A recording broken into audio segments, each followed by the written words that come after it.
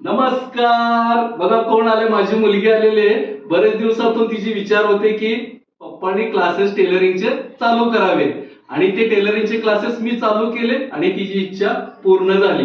त्या निमित्ताने वेळात वेळ काढून ती माझ्याकडे भेटायला आले. परंतु तिने काय आणले माहितीये का, मलाच माहित नाही.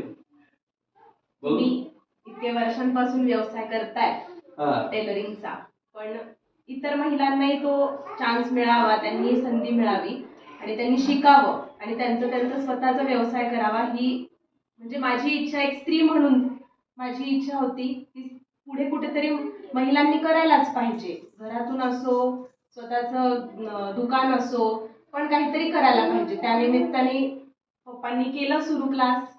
मला खूप छान वाटलं आणि त्यानिमित्ताने मी त्यांच्यासाठी एक गिफ्ट आणलेलं आहे.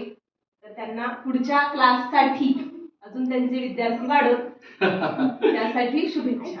खरंच थँक्यू. आणि हिने सुंदर असं गिफ्ट आणलेलं आहे. कसं गिफ्ट आहे ते तर मला माहित नाही, पण बघावं तर. अरे वा, व्यवस्थित आहे बाबा, पॅकिंग पूर्ण. शंभर आहे. एक मिनिट.